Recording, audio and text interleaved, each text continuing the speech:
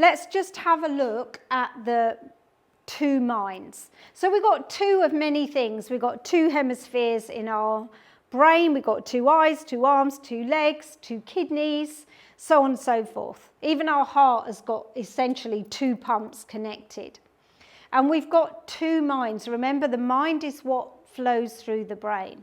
But our two minds are very clearly defined. So we've got a conscious mind in which we can process 7 pieces, give or take 2, of information at any one time, which is not a lot, is it? So let's say here I am, chat, and someone comes in and says, oh, I'm just going to put some cups down or this or that.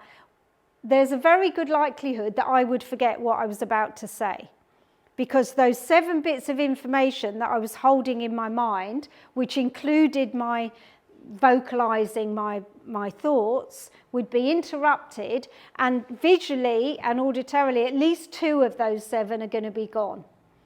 So I might have to wait till he goes out the room, rewind a bit, get where I was, and I might not retrieve it. Have you ever done anything? We think, oh, I can't, I think, what is it? Then an hour later you go, James Dean.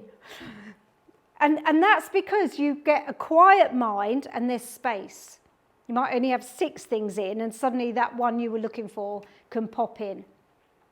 So we need to have 2 minds for all the reasons I mentioned earlier, so that our unconscious mind can carry on running the show without us having to think, how do I drive? How do I walk? How do I speak? How do I write? So our unconscious mind is very important. And of course, it's running our physiology as well, monitoring a zillion signals, you know, everything from blood pressure to shall this stem cell become a skin cell or a bone cell? I mean, the volume of information is utterly unfathomable. But in there, along with all of that, is your thoughts. And you have an association of everything that's ever happened to you.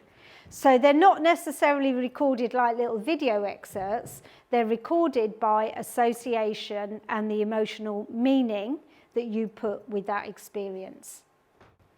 So everything else goes on under there. So with your conscious thinking, you can generate a behavior. So stand up for me.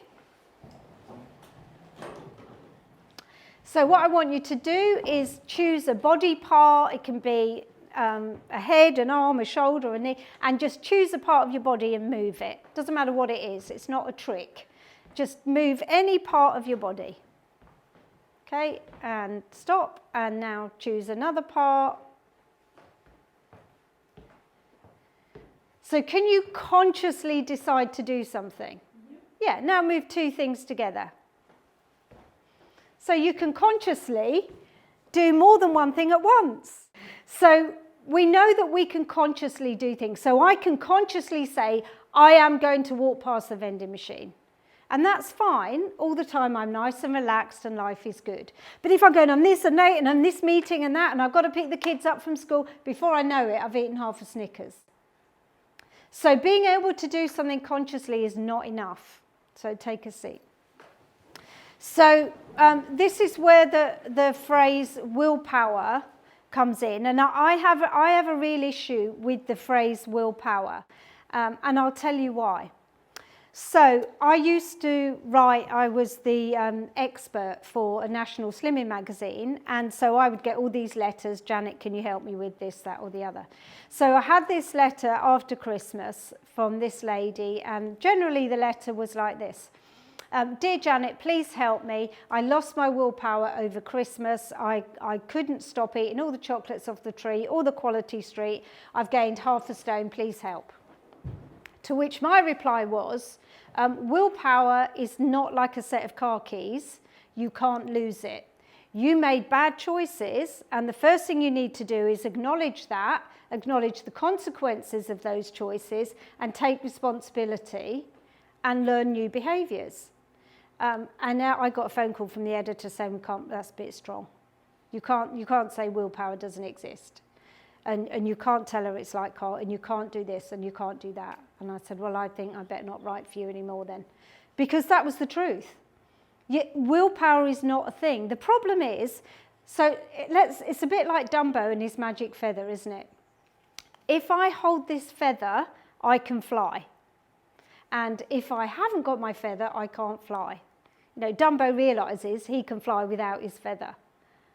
So there's the perfect metaphor right there. So the problem is people only have to say to themselves, because there is a really cunning part of you that will do whatever it thinks will bring you pleasure and avoid pain, that says, yeah, but it's Christmas, just, I know, I'm going to just say I've lost my willpower, and then barn doors are open, and then I can eat all the chocolate and go, found it, and suddenly now I feel really bad, what can I do?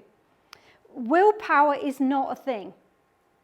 And actually, for any change in any area of your life, taking responsibility for your choices is essential. Absolutely essential. You know, if you get in your car, you're the driver, you take responsibility for where that car goes.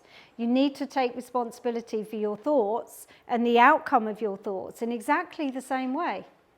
So your thoughts are literally driving you.